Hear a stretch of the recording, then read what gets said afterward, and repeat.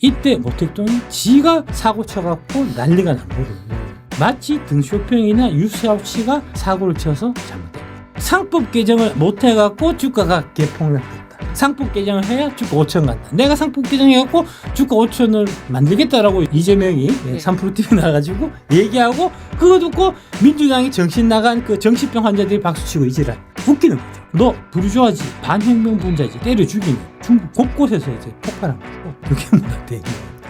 이재명이 이제 개딸한테 이제 저기 가서 테러해 그런 느낌. 마오의 미친 짓과 신빙. 대학지 운동을 말씀드렸습니다. 1958년부터 1962년까지 마오쩌둥이 대삽질 참새들을 그렇게 때려잡아갖고 메뚜기가 창궐 해서 별을 다 깔아먹어갖고 결국 이제 4,500만 대한민국 인구가 굶어 죽었다. 4,500만 명이 대학지 운동을 해서 아사한 엄청난 일이 있었죠. 농업 생산량을 늘리기 위해 갖고 초가집을 다 허물어 가지고 이제 비료를 뿌리고 막 이랬기 때문에 이제 밥도 굶어서 배도 고픈데 집도 없고 이러니까 이제 더 죽기 좋은 그런 일이 있었다.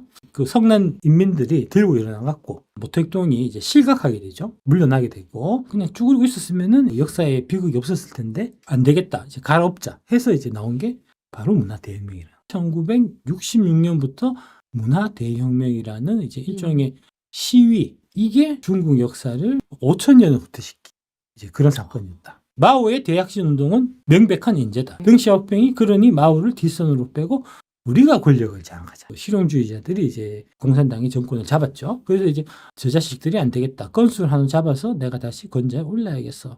하면서 건수를 막 찾다가 베이징 8월 폭풍 사건이라는 게 있었고요. 병험 대귤 운동이라는 걸 거쳐서 프롤레타리아 문화대혁명 중의 두 가지 노선, 그 다음에 유샤치 실각, 홍위병의 준동, 그 다음에 조만파 홍위병의 주류도 등극 이런 식으로 이제 전개되는 일련의 사건들이 있었습니다. 모주석 어록이라는 책이 있어요. 여기에 문구들이 되게 이제 아름답고 사람들의 마음을 흔드는 예쁜 문구들이 많이 쓰였어요. 이거를 대학생들이 막 보고 대약진 운동의 실패로 인해 갖고 중국 경제가 되게 피폐해지고 사회불만이 막 많았을 거잖아요. 막 데모를 하고 막 그런 일들이 있었어요. 1만 명이 못 살겠다 갈아엎자 막 데모를 하다가 탄압을 당하고 감금을 막 당하는 이런 일들까지 있었어요. 이때 모택동이 나서갖고 대학생들을 편들어주는 얘기를 해요. 공산당이라는 자들이 그렇게 탄압하고 했어야 되겠냐. 이런 식으로 얘기를 해갖고 대학생들이 마음을 뺏어요.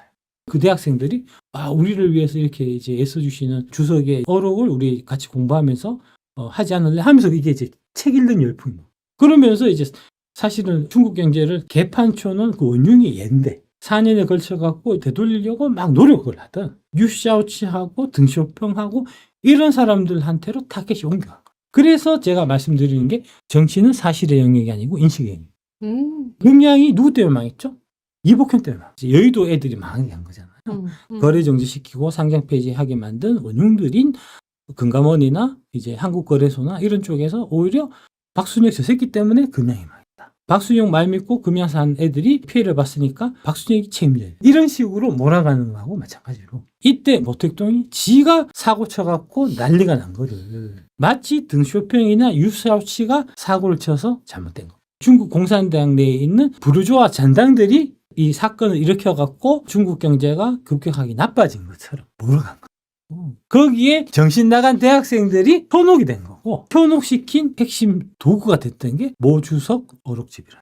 이거를 민주당 애들이 많이 배워갖고 상법 개정을 못해갖고 주가가 개폭락됐다. 상법 개정을 해야 주가 5천 간다. 내가 상법 개정해갖고 주가 5천을 만들겠다라고 이재명이 3프로 TV 나가지고 얘기하고 그거 듣고 민주당이 정신 나간 그 정신병 환자들이 박수치고 이지랄 웃기는 거죠. 자기들이 잘못해놓고 떠넘기는. 대학지 운동회에서 중국 국민들 4,500만 명을 굶어 죽인 게 모택동인데 그 책임을 모택동한테 안 묻고 반혁명 분자들 이런 애들이 문제다.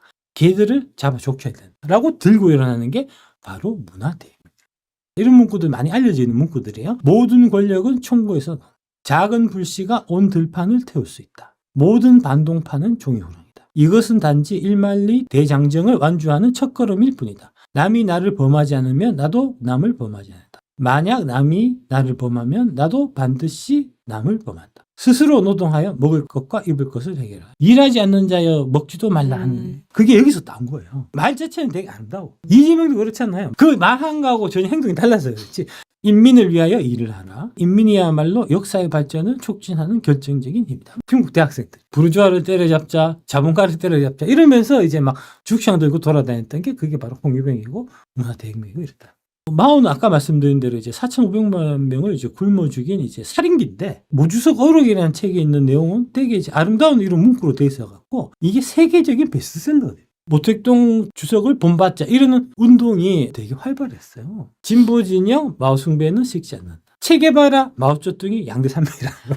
문화대혁명의 직접적인 발단은 1965년 요 문헌에 해서의 명관을 평하다는 글이라고 한다. 모택동의 비판적인 내용의 글인 북경 부시장 어함의 해서 명관을 비판한 것이다. 북경 부시장 어함이라는 사람이 모택동 한 거에 대해서 500만 명 굶겨 죽이고 막 이런 거를 쓴 거예요. 그거를 해서의 명관을 평한다. 라는 글이 화제가 되면서 사람들이 들고 일어나서 오히려 어함을 쳐 죽이자 이런 식으로 되기 시작해서 류샤오치나 마쩌던 저 새끼들이 프롤레탈리아의 친구가 아니고 뿌띠 부르주아야 이런 식으로 낙인 찍기, 딱지 붙이기 이게 여기서부터 시작됐다.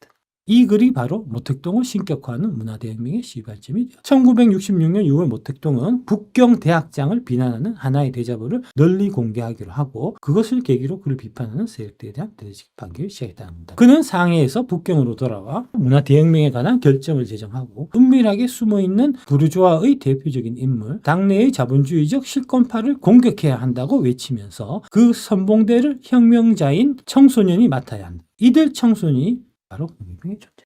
그래서 이 홍위병들이 너 부르주아지 반혁명 분자지 때려 죽이는 중국 곳곳에서 이제 폭발한 거고 그게 문화대혁명이었다. 이재명이 이제 개딸한테 이제 저기 가서 테러해 그런 느낌. 66년 8월 천안문 광장에서는 문화대혁명을 축하하는 100만인 집회가 열렸으며 모택동은 이러한 광기를 동원하여 유속이 등소평 등을 자기 비판하게 하여 시켰다. 정식적인 공산당 간부에서 막 있는데 홍위병들이 쳐들어가서 나가 니네들은 부르주아야 니네들은 반혁명 분자야 다 쫓아내고 자기들이 접수해갖고 대학생들이 그러니까 기존 공산당이 자기들 반대 파벌들을 홍위병들을 시켜서 다 쫓아내고 권력을 다시 되찾는 이제 이런 거였고요. 68년에 이르면 인표가 이끄는 해방군의 지원을 받아서 전국적으로 혁명위원회가 성립돼서 인민재판 우리가 그런 것들이 광범위하게 행해졌다. 예, 부르주아야 사람들 못 모아놓고 돌로 찍어서 사람 죽이고 이제 하다 보니까 이 새끼들이 이제 선 안 지키고 마오 동지 가족도 부르주아 아니야? 그럼 얘도 이렇게 되는 거예요. 나도 부르주아라 해서 쳐넣겠네 이렇게 된 거예요. 마오가 무서워진 거야. 이상하게 되겠네 싶어갖고 도시는 이제 이미 다 정화가 됐으니까 혁명의 뿌리인 농촌으로 가자. 농촌으로 다 쫓아보내요. 그게 상산하향 운동이야. 아 그래 농촌에서 우리가 이제 제대로 혁명을 배워야 돼 하면서 이제 막 갔는데 가고 난 다음에 별도 지식 없을 때까지는 거기서 계속 살아야 돼. 그래서 이제 홍위병까지 다 축출하고 나니까 마오쩌둥은 이제 유일 권력을 갖고 다시 여기서 내가 뺏기면은 아 내가 목숨 위험하지. 해서 1인 독재를 막 저지른 거고요. 그게 1976년 마오쩌둥이 죽을 때까지 그 10년 동안 중국 역사가 5,000년 퇴보됐다. 그러면서 이제 자기가 죽고 난 다음에 이제 후계자 하나 지정해 주는데 네. 그 후계자가 화거풍이라는 사람입니다. 정치적 능력이 비교적 미숙해서 등수평이 치고 올라갔고 정권을 뺏어버립니다. 4대 현대화를 시작합니다. 근데 왜 이런 일들이 중국에 자꾸 일어나냐? 독재하고 탄압하고 막 4,500만이 막 대지고 막 이런 일들이 막 일어나냐? 사람이 너무 많기 때문에. 인간이 너무 많아. 너무 많아갖고. 13억 인구 전부에게 자유를 주고 인권을 주면 사회가 통제가 되겠습니까? 중국 같은 큰 나라는 고조 군이 나서서 꽉 잡아야 합니다. 사람이 너무 많아갖고 민주적 사회 질서 이런 얘기하면은 통제가 안 된다는 거다. 네. 안전하고 질서가 잡혀있고 범죄자가 없고 이래야 사람들이 안심을 하고 그 다음에 뭐 민주를 하든 주권을 찾든 이런 거지. 칼 쑤시고 막 범죄 일어나고 막 이러면 자유고 민주가 나발이고 누군가 좀 강력한 사람이 통치해갖고 사회 질서를 일단 좀 세워주기를 바라거든요. 사회 혼란보다는 차라리 독재가 낫다는 거예요. 단순히 우스개가 아니라 중국 사람들 다수가 공산당 일당 독재를 견디는 이유는 바로 그 시스템이 14억 인구의 강대한 대립국가에서 분열과 혼란을 피해 그나마 잘 살아갈 수 있는 최선의 생존 전략이라 생각하기 때문이다. 이런 차원에서 중국 인민들은 우리의 대표를 뽑는 민주주의 이런 거는 됐고 그냥 통치 잘하고 사회를 안정화시키고 내가 잘 먹고 살 수 있게 굶어 죽지 않게만 하면 만족한다. 라는 생각을 중국 인민들이 갖게 된 거고 그게 바로 공산당식 민주주의. 마오는 1인이 주위에서 아무도 이제 견제하고 하는 이런 일들이 없어갖고 4,500만 명이 굶어 죽고 그다음에 문화 대혁명이라는 일대 혼란이 일어나고 이런 것들이 있었기 때문에 그런 부분을 반성을 하고 한 사람한테 맡기지 말고 중국 공산당 내의 고위 간부들이 서로 대화하고 토론하고 협상하고 해서 중국이 굴러가게 하는 CCP 내의 집단 지도 체제를 수립해서 통치를 효율화하는 그 방식을 도입하고 그게 중국식 민주주의다. 이렇게 이름 붙였다. 그런 복잡하게 만든 구조 다 때려 부수고 마오 1인 독재로 돌아가려고 한 게 시진핑이니까. 돌아가서 성과가 좋았으면 문제가 없는데 성과가 안 좋았고 트럼프가 관세를 때려갖고 아예 아작을 나니까 시진핑의 권력이 흔들린다. 이 새끼가 들어와서 자기 위주로 독재로 가고 이러다 보니까 그 문제가 계속해서 이제 쌓여가고 있었고 그러면서 이제 미국하고도 싸우게 되고 한국도 이제 침략해가고 한국인들이 중국 씨발 새끼들 쳐 죽여야 된다 막 이런 생각하게 하고 외교적인 이제 분란을 일으킨 게 시진핑이다. 경제 발전에 걸맞는 민주화를 병행해야 했음에도 불구하고 시진핑은 1인 독재 체제를 마오 이상으로 강화시켰다. 그래서 이제 마오한테 홍위병이 있었다고 하면 시진핑한테는 소분홍입니다. 그래서 이제 분홍색이 그런 상징적인 의미를 가지게 되는 거고요. 시진핑의 중국은 마음껏 동네 불황자처럼 행동했다. 2016년 7월 국제중재재판소가 필리핀이 제소했던 남중 국회 영유권 사건에 만장일치로 필리핀의 손을 들어주던 날 시진핑은 중국 인민해방군 해군에게 전투태세 준비 명령을 하다 국제법을 휘비로 만들었다. 지금 우리 서해에 이제 막 박아갖고 거기랑 똑같은. 왜 가만히 있어요? 무서워갖고 한번 못하는 거죠. 우리도 박아. 우리도 박아. 힘 대 힘이야. 양아치 새끼는 때려줘야 돼. 좋은 말로 하면 빵 더 사오라고 시킨다니까. 호구 잡는다니까요. 야, 내일은 아침, 점심, 저녁 다 사와. 뭐 이런 거. 그런 거죠. 그런 거죠. 예. 중국이 주장하는 영유선이 9단선이에요. 이게 다 자기네 바다라는 거야. 다 지 바다야, 씨발. 못 지나가 이러면 못 지나간다니까. 이거 인정해주면은 빙 돌아야 된다니까. 주로 싸우는 게 일본하고 중국이에요. 이 섬들이 있는데 이 섬들이 누구 거냐. 중국 우리 거야 씨발 이러는 거고 예. 일본 무슨 소리야 씨발 우리 거지 막 이렇게 싸우는 거고. 근데 이제 이렇게 막 분쟁이 났을 때 그러면 우리가 해군을 출동시켜야 될 거 아닙니까? 출동 어디서 해야 되죠? 제주도. 그래서 이 제주 해군기지를 노무현 대통령이 건설할 때 그렇게 그 민주당하고 진보 씨발 새끼들이 반대가 많았던 겁니다. 트럼프 대통령 외교를 미국적 제국주의라고 비난하는 사람도 있지만 그의 공세적 외교의 모든 배후에 중국이 있다는 사실에 주목해야 된다. 파나마, 캐나다, 멕시코, 그린란드, 이란 등 트럼프가 강경책을 쓰는 곳들은 시진핑 정권의 촉수가 이미 도달했던 곳이다. 더 큰 문제가 생겼다. 시진핑 권력의 원천이 중국의 총구들이 내분을 시작. 그 총구가 시진핑으로부터 이제 반항을 하기 시작. 지금 그런 상황이고요. 네. 최근 시진핑의 최측근을 포함해서 수십 명의 중국군 장성들이 행방불명되었는데 정통한 분석자들은 반시진핑 중국군이 친시진핑 군부를 숙청하는 중이라 해서 막강했던 시진핑에게도 어쩔 수 없는 외우와 내한이 닥치고 있는 중이다. 지금 그런 상황입니다. 요 얘기가 이제 요 얘기 있던 내용을 제가 좀 확장해서 설명드린 거고요. 네. 이게 결국은 이 관세 문제하고 쭉 연결되어 있는 이제 그런 거고요. 관세 문제 플러스해서 시진핑을 실각시키는 하나의 좋은 선물, 무기로서 이 중국인 해커 윤석열 대통령이 이제 갖다 바친 대충 도착하는 날짜가 크리스마스 전후예요. 그래서 트럼프 대통령이 오늘 내가 크리스마스 선물 좋은 거 받았다 하는 얘기를 트위트했었던. 다 연결돼 있다니까. 중국이 망한다 하면서도 망하지 않은 이유는 중국의 지속적인 수출 못하게 하면 그 망하겠죠. 두 번째로 외국 기업, 특히 미국 기업들에 투자했기 때문에. 미국 기업들이 중국의 공장을 막 지었었거든요. 네. 특히 애플이 많이 지었죠. 빼라는 거야. 너 나한테 3%밖에 안 줬지? 해리스한테 97% 줬지? 내가 기억하고 있어요. 그래서 지금 애플이 26년까지 중국에 있는 공장을 인도로 다 옮기겠다. 다 빼버리겠다는 거죠. 그러면 망하는 거죠.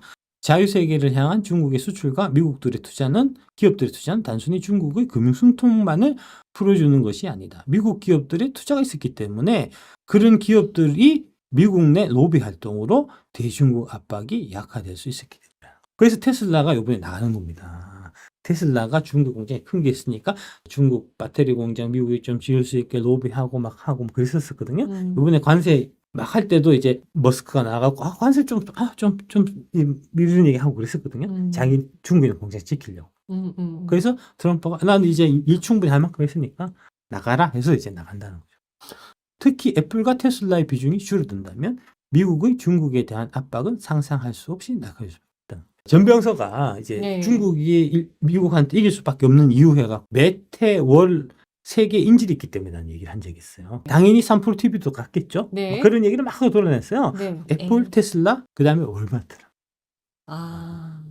근데 트럼프는 다 해결책이 있단 말이죠. 애플은 2026년까지 인도로 공장을 다 옮기기로 했고, 테슬라는 우리 빠이빠이 하자. 월마트는 중국에서 오는 상품이 한 60%라는 거예요. 그래서 지금 이제 월마트 빈대가 있어, 매대가. 중국 못 들어오니까.